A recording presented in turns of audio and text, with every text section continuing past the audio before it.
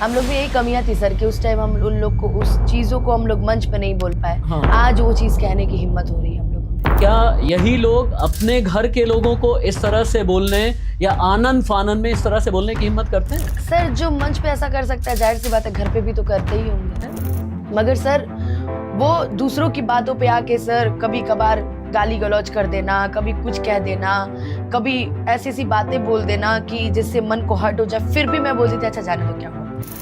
हम अपने रिश्ते का खुलासा सर शुरू से ही नहीं करते, पर कुरेदा बिकू ने ही था।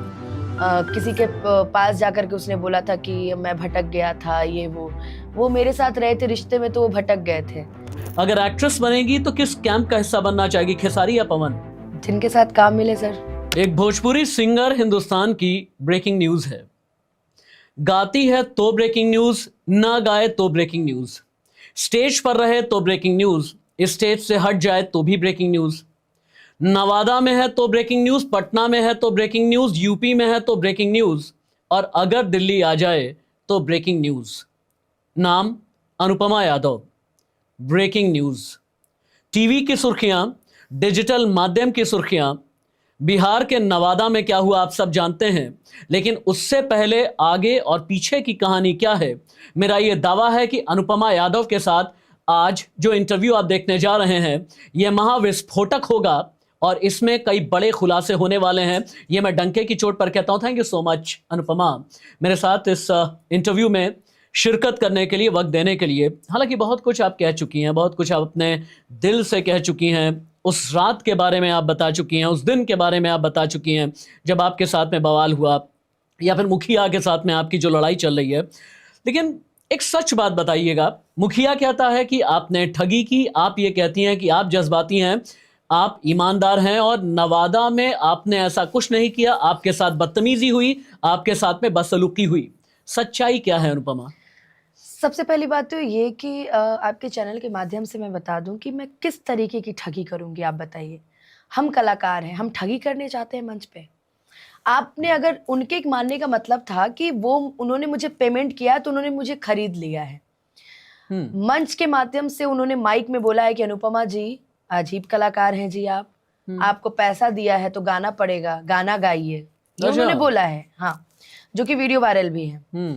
बाकी एक कलाकार एक कार्यक्रम कराने वाले आयोजक से क्या ठगी कर सकता है? हमारी टाइमिंग होती है 3 घंटे की। हम 10:30 मंच पे आए, मैं 3:40 मंच छोड़ दिया था मैंने क्या गलती की? आप टाइमिंग जोड़ लीजिए। अच्छा, वो कहते हैं जो मुखिया हैं वो ये कहते हैं आपने 1,40,000 ले लिया और आप 1.5 गाना गा करके चली गई, इसमें तो सच्चाई है क्या? सर हमारे जब कार्यक्रम होते हैं तो उसमें आगे में 5, 7, 10, 20 कैमरे लगे होते हैं। अच्छा। कार्यक्रम को रिकॉर्ड करने के लिए।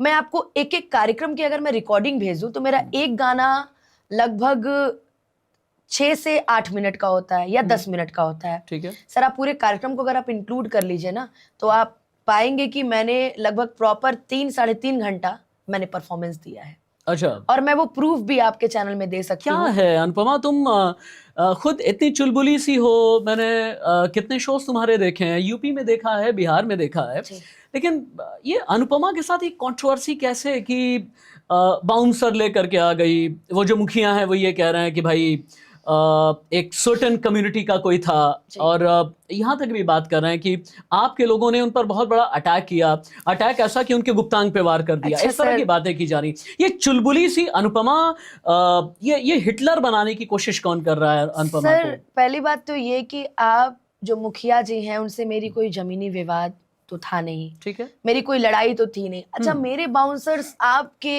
एक पासवान समाज के लड़के को क्यों मारेंगे? बहुत छोटी सी बात है सर, क्यों मारेंगे? अच्छा, मैं जब जाने, अच्छा एक बात बताइए सर, मैं आपके साथ बैठी हूँ, अगर आपको मैं पूरा नाम अनुपमा यादव ना बताऊं तो आपको पता है कि मैं किस कास्ट की हूँ? और मैं उनके पासवान समाज के लड़के पे मैं हाथ कैसे उठा सकती? कास्ट का चक्कर है क्या इस पूरी लड़ाई के पीछे? सर कास्ट का चक्कर नहीं है, बट जब मुखिया के द्वारा मेरे भाई पे जब बंदूक रखी गई, हाँ, तो उन्होंने एक एक ऐसे मिनट। समाज का, आपका कहना ये है, तुम ये जी। कहना चाहती हो कि मुखिया ने भाई की हाँ, कनपटी पर बंदूक रख दी? मेरे भाई अभिजीत के कंधे पर माथे पर बंदूक रख के दिखा इसका के इसका उसने कहा, इसका कोई सबूत है क्या इसका? सर यही तो हम लोग से गलती हो गया कि जैसे रिकॉर्डिंग नहीं कर जब पाए। रिकॉर्डिंग नहीं कर पाए, अच्छा। क्योंकि मैं खुद कांप रही थी, मैं बेहोशी की हालत में हो गई थी पूरा, ओह। और मैं बेहोश भी हो गई थी उसमें गाड़ी में मैं, और मैं एकदम, अच्छा जहां पे आपको 200-300 लोग घेरे हो, साथ में उसका लीडर भी हो, हाँ। घेरा हो आपको, आप उसमें क्या करेंगे? मोबाइल से वीडियो बनाएंगे Correct, ताकि ठीक मोबाइल बात है। देखे तो और गाड़ी पे तोड़फोड़ पूरा करना, आपकी जान का खतरा हो जाए। तो वो जब बंदूक सटाया तो उसने, क्योंकि वहां पे बहुत सारे चश्मदीद लोग भी हैं जो इंटरव्यूज दे चुके हैं, उसने एक समाज का नाम लिया जो समाज मेरा बड़ा प्रिय है। मेरे साथ काम करने वाले लोग भी उस समाज से आते हैं। अच्छा। मेरे साथ अधिकतर जो ऑर्गेनाइजर है उसी समाज के हैं। उसने बोला कि मैं भूमिहार हूँ, देखा ही ने गोली भेजा में डाल दे, वो यही जब मार के यही जगाड़ दे मी, और कोई यहाँ बोलने नहीं आएगा तुमको, पूरा गांव भूमिहार का है। उस टाइप से उनसे अपशब्द बोले जाते हैं। लेकिन मुखिया ये कह रहे हैं कि भूमिहार नाम लेकर के आप एक कम्युनिटी को बदनाम करना चाहते हैं। वो ये कह रहे हैं कि भूमिहारों से आप माफी मांगिए, ऐसी बातें कर रहे हैं वो। अगर ऐसी बात है कि अगर मेरी वजह से भूमिहार जाति के लोगों को दिक्कत हुई है, तो मैं आपके चैनल के माध्यम से माफी मांगती हूँ। मगर आपके भूमिहार के एक व्यक्ति के द्वारा एक लड़की को यातना दी गई, आप उस भूमिहार का क्या करेंगे ये बताइए। ठीक है, मैं माफी मांग लेती हूँ सर। आप अगर लोगों को लग रहा हो कि मैंने भूमिहार समाज को टारगेट किया है या मैंने भूमिहार समाज को बोला है, तो सर आप मेरी पोस्ट उठाकर देख लीजिए। मैंने लिखा है कि आज तक भूमिहार से मुझे जो प्यार सम्मान मिला है वो मैं जीवन में नहीं भूल तुम तो सकती। इतना बड़ा दिल कर रही हो सर। तुमने तो अनकंडीशनल भूमिहारों से माफी भी मांग ली, लेकिन मुखिया का क्या होगा? सर मेरी जहां गलती है, अगर उनको अगर मेरे भूमिहार परिवार के लोगों को लगता है कि मेरे बोलने से उनको दुख हुआ है या कष्ट हुआ है, तो मैं माफी मांग लेती हूँ। अनुपमा, एक जो कलाकार होता है ना तुम्हारे जैसा, जो खुद अपनी ताकत के, अपने बलबूते जो उठता है, जमीन से उठता है, यूपी में जाता है, बिहार में जाता है, उन सब के साथ में क्या होता है ना कि जब ये बीच में भूमिहार, पासवान, यादव, XYZ जब आने लगता है तो कलाकार कहीं पीछे छूट जाता है। बिल्कुल। कहीं अनुपमा नाम का कोई कलाकार पीछे ना छूट जाए, मुझे ये डर सा होता है। क्या ये डर तुम्हें भी है? सर मुझे कोई डर नहीं है, मुझे सच के साथ चलना और मुझे कोई डर नहीं है सर।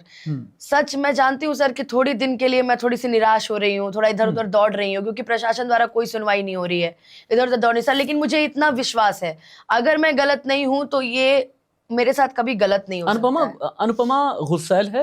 गुस्सा आता है अनुपमा नहीं को? सर, नहीं आता? कभी कभी आता है सर, गुस्सा ज्यादा मैंने नहीं आता। हालांकि मैं उस चीज़ का एंडोर्स नहीं करूंगा। तुम्हारे कुछ वीडियोस देख रहा था मैं।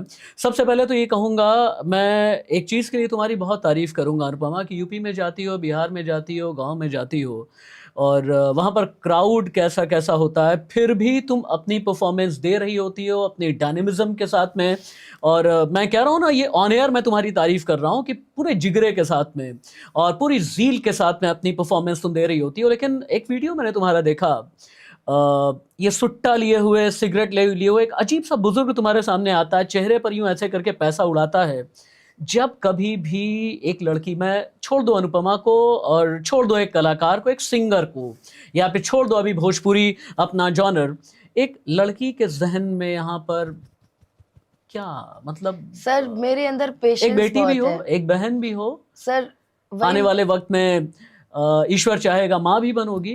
क्या होता है यहाँ पर कुछ तो? सर मेरे अंदर सर पेशेंस बहुत है। मैं पहले इतना पेशेंस नहीं था सर, जब से भोजपुरी इंडस्ट्री में मैं घुसी हूँ मेरे अंदर पेशेंस बहुत हो गया है सर।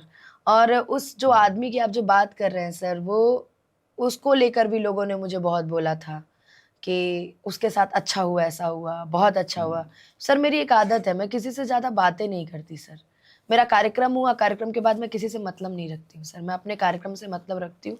लेकिन इसी अनुपमा को हमने स्टेज पे देखा है पवन के साथ और भी चुलबुली हो जाती है। सर उन्होंने मेरा सपोर्ट किया है सर, ऑलवेज। अच्छा। हमेशा उन्होंने मेरा सपोर्ट किया है जी, उन्होंने सपोर्ट किया है मेरा हमेशा।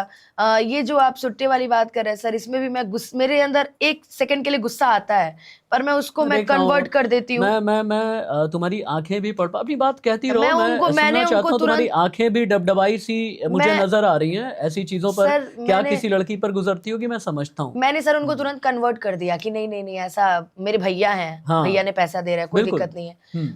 तो सर मैं हमेशा कोशिश करती हूँ कि मैं कंट्रोवर्सी में ना हूँ, पर मैं बेबाक तरीके से कुछ बोल देती हूँ ना, इसलिए मैं विवाद में आ जाती बेबाक तरीके से बोलने का मतलब? हूँ। मतलब किसी से डरना नहीं। भोजपुरी में बेबाक तरीका, मैं तुम्हारी बात नहीं कर रहा हूँ, भोजपुरी में कई बार बेबाक तरीका बड़ा बदतमीज हो जाया करता है। मुझे समझ में नहीं आता है कि वो भोजपुरी कहाँ है जो शारदा सिन्हा के मुखारबिंद से टपका करता था। वो भोजपुरी कहाँ है? सर अब उस टाइप की, पहली बात तो उस टाइप का शो देखना कोई पसंद ही नहीं करता है। हम लोग भी चाहते हैं सर कि शालीनता वाले शोज हो जहां हम बैठ के गाएं तो उतनी इज्जत, उतनी मान सम्मान मिले। सर अब के लोग चाहते हैं मसाला, मंच पे भी उनको चाहिए मसाला, बिना डांसर्स के कोई इज्जत कार्यक्रम मान नहीं होती सम्मान है। मिले मतलब क्या? मतलब भोजपुरी गानों पर इज्जत मान जी सम्मान नहीं मिलता? सर, अभी मंच के द्वारा तो नहीं मिलता सर। काश कि तुम्हारे जैसे ईमानदार कलाकार मेरे सामने और भी बैठे हैं। काश कि तुम्हारे जैसा ईमानदार कलाकार अनुपमा मेरे सामने और भी बैठे।